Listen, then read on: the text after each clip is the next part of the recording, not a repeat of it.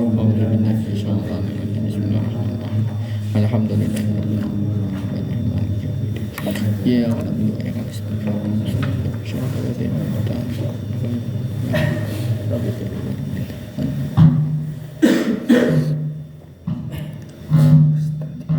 Bismillahirrahmanirrahim. Qala al-musannifu rahimahullahu ta'ala wa nafa'ana bihi wa bi'ulumihi wa bi asrarihi fid dairaini amin amin ya rabbal alamin. Wa yanbaghi lan sayyuqiyane li talabil ilmi kedue santri. Wa yanbaghi lan sayyuqiyane li talabil ilmi kedue santri apa alla yajlisa yen ora lungguh sapa santri. Qoriban hale parek Allah ya jelisa yen ora lungguh sapa santri qoriban hale parek minal ustazi saking gurune. Minal ustadi saking gurune inda sabeki ing dalem nalikane ngaji. Selanjutnya adabnya santri. Sebagian dari ta'zimul ilmi adalah santri agar tidak duduk berdekatan dengan gurunya ketika ngaji. Bi ghairi daruratin kelawan tanpa anane darurat, anane keterpaksaan. Balian bagi balik seyukyane apa ayakuna yeto ono sopo santri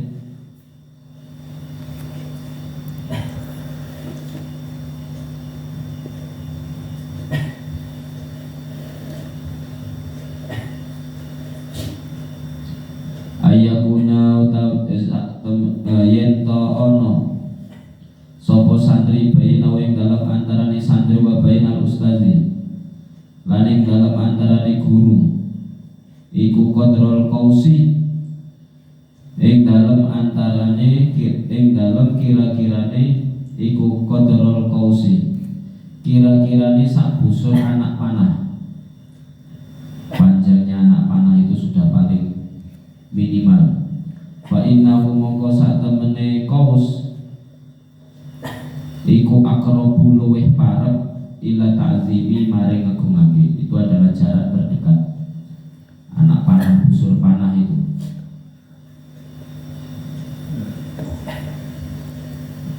Wayan bagilan seyukyane li talabil ilmi kedue santri. Li talabil ilmi kedue santri apa ayah tariza yen to ngedoi sapa santri. Ayah tariza yen to ngedoi sapa santri anil akhlaqi saking akhlak. Anil akhlaqi saking budi pekerti azami mati kang bodoh yang tercela. Sebaiknya santri itu menjauhkan dirinya dari akhlak-akhlak tercela. Kenapa? Fa innaha krono sak temene akhlak al-akhlak az-zamimah iku kilabun asu. Iku kilabun asu maknawiyatun kang bangsa makna. Karena akhlak yang buruk itu sejatinya adalah anjing secara maknawi. Waqat qala lan teman-teman dawuh sapa Rasulullah kanjeng Rasul sallallahu alaihi wasallam. Dawuh kanjeng Nabi la tadkhulul malaikatu baitan fihi suratun aw kalbun. La tadkhulu ora bakal manjing sapa al malaikatu malaikat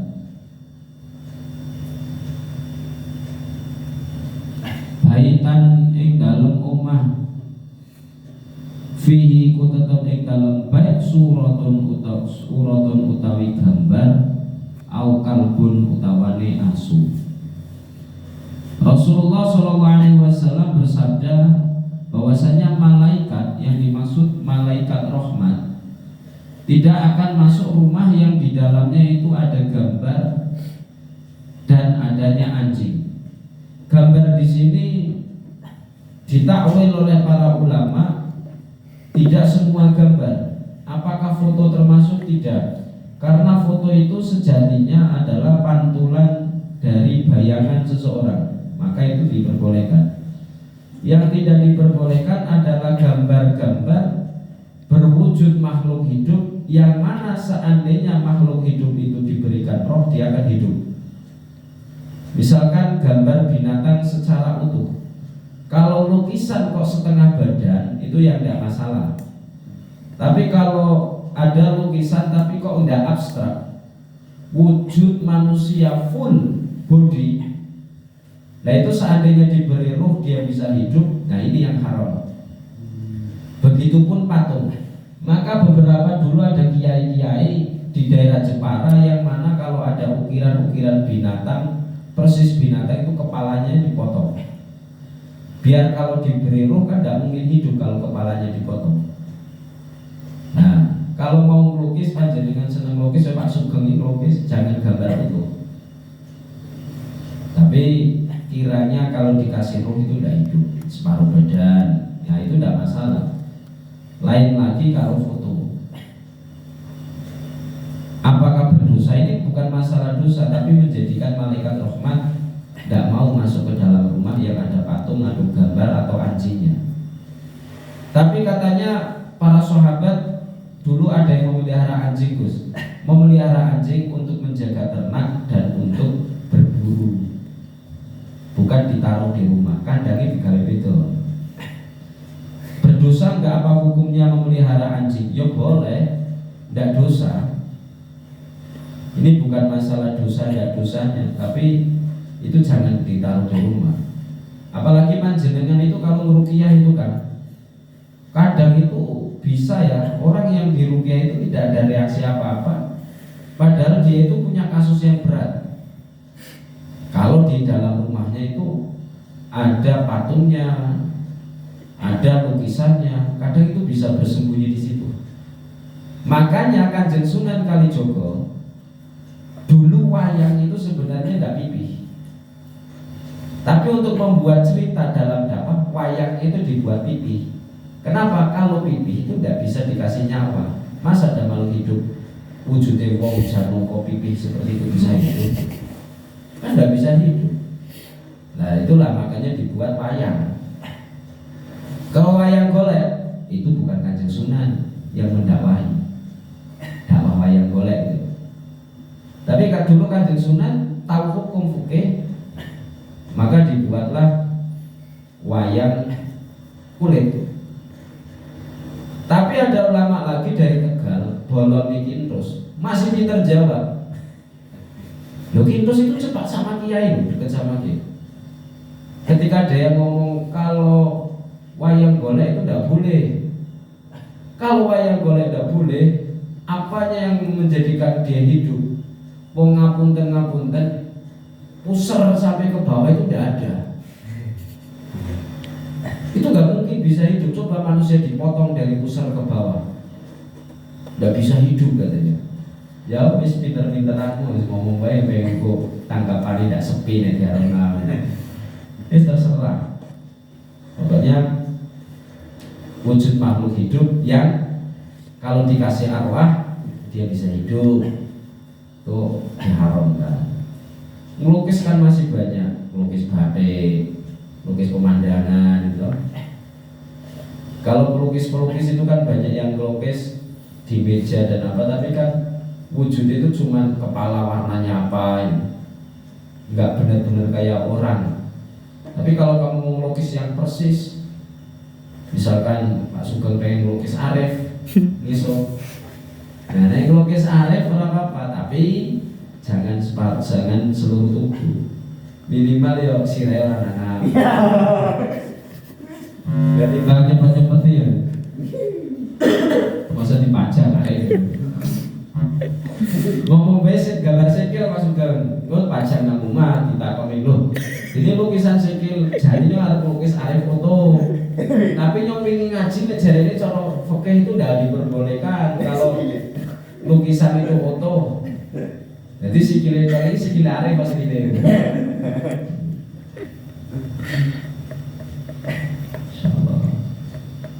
Secara maknawi, orang yang santri yang tidak memiliki akhlakul karimah Dia itu seperti anjing. Anjing itu pintar tapi tidak punya akhlak. Kalau lapar, bengok-bengok. Maka santri dimanapun kalian berada, jagalah akhlakul karimah. Adab itu bagian dari akhlak. Orang beradab belum tentu berakhlak.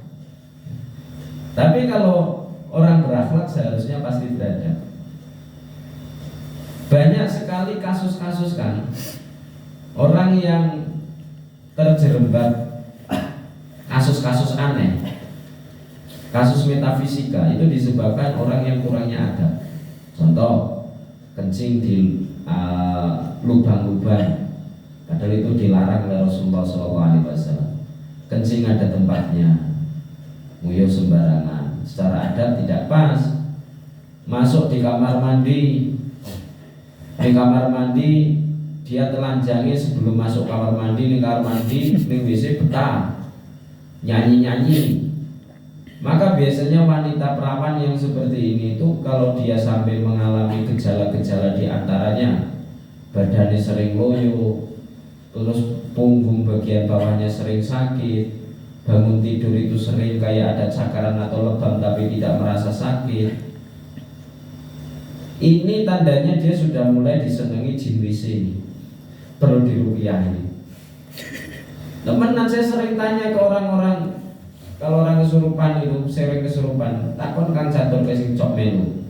Saya tanya ke ceweknya, Mbak sampean maaf di paha itu kalau bangun tidur itu kadang ada tanda lebamnya atau cakaran tapi tidak sakit. Ada. Sampean sering merasa pusing nggak? Sering. Sampean kalau di waktu-waktu tertentu kayak asar, menjelang maghrib atau jam 11 ke atas sering merasa nggak enak di dada nggak? Iya. Sampean punggung bagian bawahnya sering sakit? Iya. Langsung tak tebak. Sampean mesti kalau di WC senengnya betah lama ya? Iya. Nah, itu sampean sudah disenengi jin dari WC, wis ngeraba-ngeraba bagian intimmu itu. Maka perlu kita gunakan adab ketika masuk menggunakan kaki kiri. Allahumma inni a'udzubika minal khubuthi wal khaba'is. Begitupun kalau kamu kencing di tempat yang terbuka, gunakan adab. Jangan menghadap ke arah kiblat, jauh-jauh mengungkuri kiblat. Jangan menghadap ke arah matahari atau mengungkuri matahari. Terus ndonga biar auratmu tertutup. Jadi jin itu melihat kamu kencing itu ada tulisan sensor. Loh, ora kapan Mas? Sensor dulu. Aman jadi ini. Insya Allah aman kalau kita gunakan adab.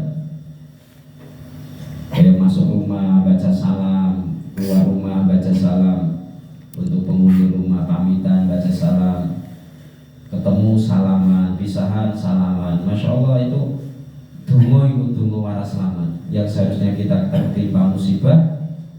Paling tidak musibah itu bisa tercegah, paling tidak bisa berkurang. Karena apa? Berkah doanya orang yang mendoakan kita. Waalaikumsalam. Dungan sepele. Assalamualaikum. Tulis bi, masuk ucapkan salam, tidak denda 100.000. Lumayan kalau butuh tugas bi.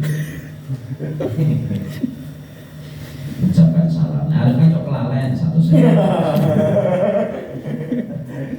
Benar keluar dijak ngobrol. Kamu untung 100.000. Kenapa? Sini sebentar. Pentingan. Sini tarik tangan itu. Sini. Tidak mungkin salah ya 1.000. Baca. Sepakatan. Jos weh. Ibu kerja nih terus mau arep. Kalau tidur dikeluarin dulu. Gitu. Nanti dia berontak lari ke dalam. Lo nggak salam. Cepet kaya kamu ya. Guyon nih kan jadi tiru teman-teman. Kalau orang NU itu tahu mana yang guyon, mana yang nasihat. Kalau guyon itu dia sudah tahu tidak mungkin dipraktekkan dalam kehidupan, ya. Tapi kalau orang Wahabi itu, wah kiainya nganu, orang belum nyebut NU, nganu. mengajarkan ajaran sesat. Iki santri ini ya paham nek iki guyon tidak benar-benar ya ora mungkin dipraktekke wong jenenge guyon. Ya tolol saja yang mengikuti. Insyaallah. Seharusnya bisa membedakan mana yang guyon, mana yang serius. Kayak dulu Ki Said Akil Sirot pernah guyonan. Semakin panjang jenggotnya semakin bodoh. Padahal niatnya guyon, langsung ditanggapi serius ramu. Barang guyon nanti teman-teman nih. Kayak nganu,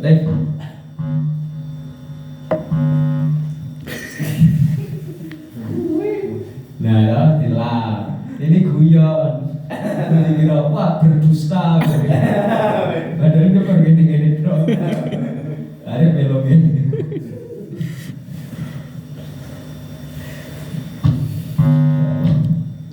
Bismillahirrahmanirrahim.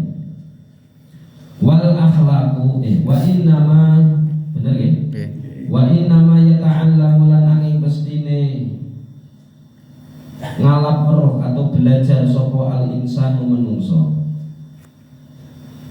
biwasitatil malaki kelawan lantarane malaikat, dan bahwasanya manusia itu belajar sebab perantara malaikat.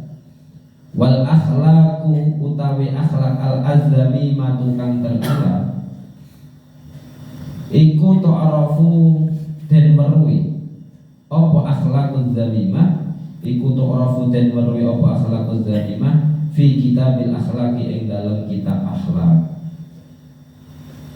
Wa kitabuna utawi kitab kita hadza ya iki kitab iku la yahtamilu ora mengku apa kitab bayanaha ing penjelasane akhlaquz zamimah khususon kelawan tertentu anit takaburi saking takabur. Nah, akhlak belajar itu, manusia belajar itu dengan perantara malaikat yang memberikan ilmu. Yang memberikan ilmu, yang memberikan keberkahan itu malaikat. Kalau akhlakmu seperti anjing, malaikat tidak mau turun, maka jangan harap di situ akan turunnya ilmu yang barokah, yang manfaat. Maka sebagian dari perantara ilmu itu menjadi manfaat dan barokah, santri harus tetap menjaga akhlaknya dimanapun ia berada. Akhlak terhadap teman, terpenting akhlak terhadap dirinya sendiri, akhlak kepada orang tuanya, akhlak kepada gurunya, akhlak kepada teman, akhlak kepada alam sekitar, akhlaknya dalam beribadah, semua itu dengan akhlak. Dengan memperhatikan akhlak inilah nanti malaikat bisa memberikan ilmu yang barokah dan manfaat bagi santri. Lah, termasuk yang akhlak-akhlak tercela ini tu'rafu fi kitabil akhlaqi, tercantum di dalam kitab-kitab akhlak, diketahui di dalam kitab-kitab akhlak. Wa kitabuna hadza la yahtamilu bayanaha.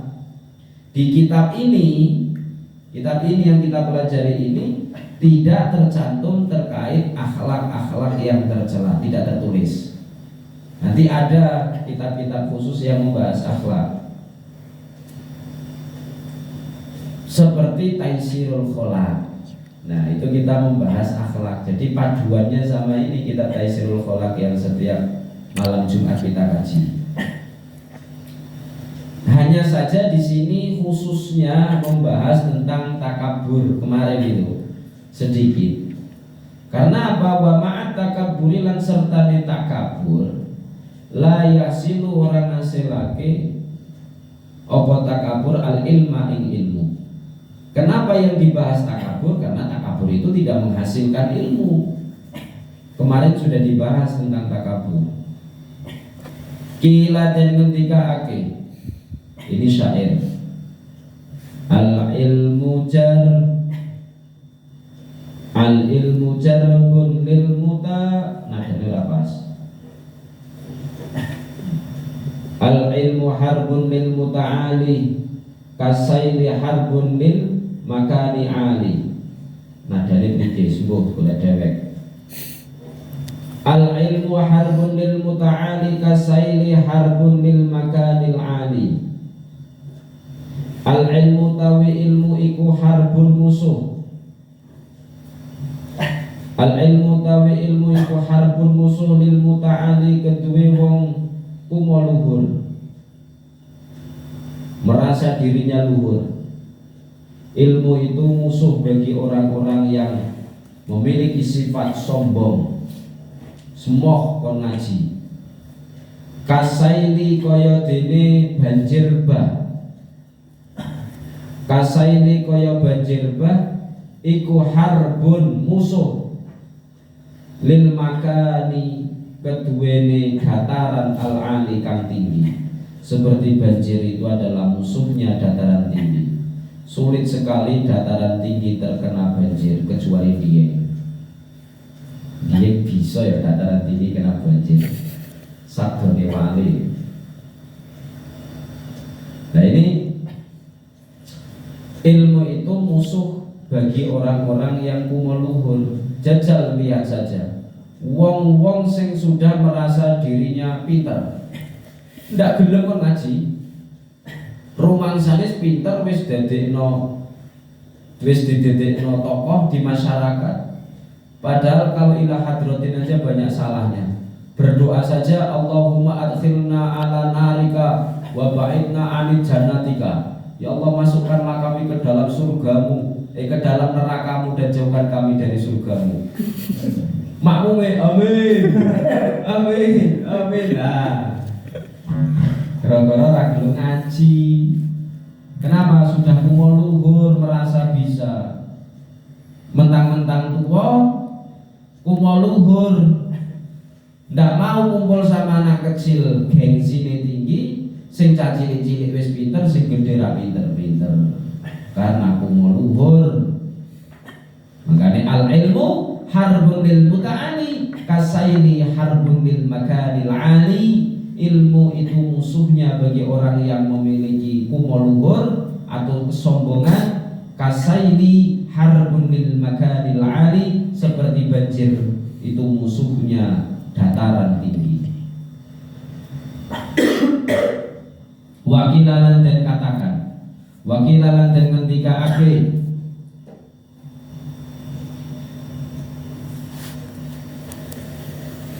bijadin la bijidin kullu majadin fahal jadun bila jidin bimajadin. Nah ini nadanya dipas. Bijadin kelawan kemuliaan, bijadin kelawan kemuliaan la bijidin ora kelawan mempeng. Apa kullu majadin hasile saben-saben perkara kang mulya. Apa kullu majdin hasile saben-saben kamulyaan. Fahal jadun bila jidin bimajdin. Fahal jadun mongko ana ta utawi kamulian, mongko ana ta utawi kemulian. Bila jidin kelawan kangelan. Iku bimajdin tetap kelawan aran keagungan. Nah ini orang ngerti nahwu shorof bingung ini. Jadan, jadin, jidin, jadin, jidin.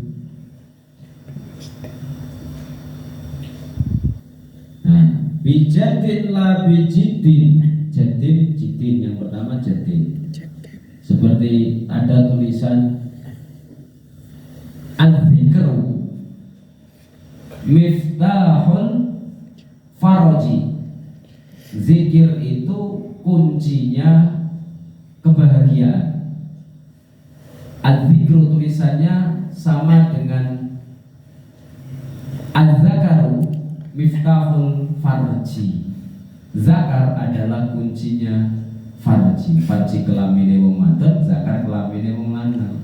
Kelamine wong lanang kuncine kelamine wong wadon.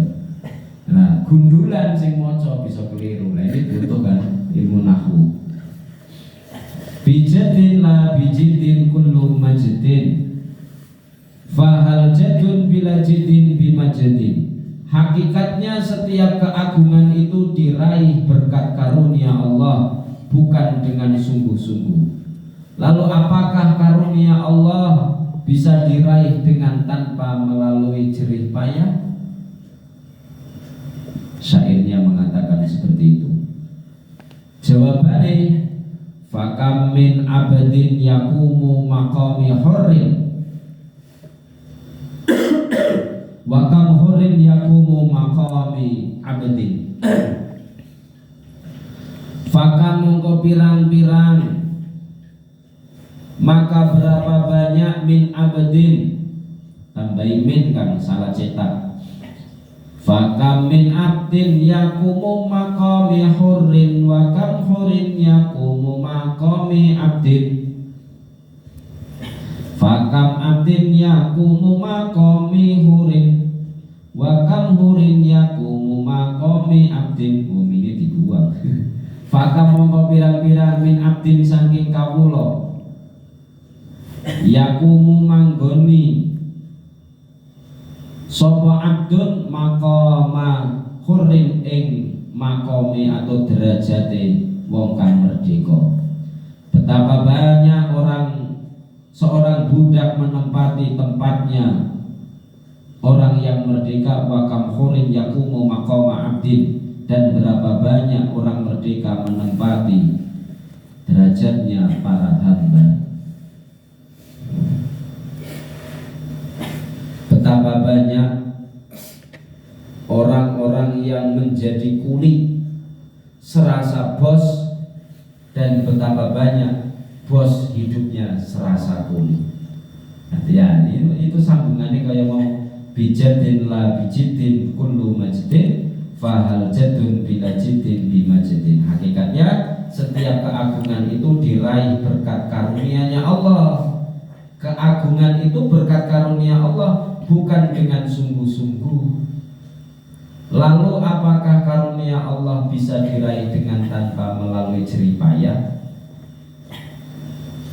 Nah, betapa banyak seorang hamba kuli menempati posisi juragane dino kiye ning Bogor, ngesuk Semarang, ngesuk maring Jakarta.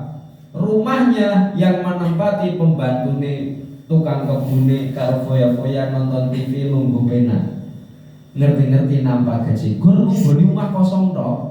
Kaya sing kasuse Sambo niku lho. Sambo sing maring Magelang, maring Bogor, maring Sulawesi, maring ngendi. Pembantune santai nang omah tok.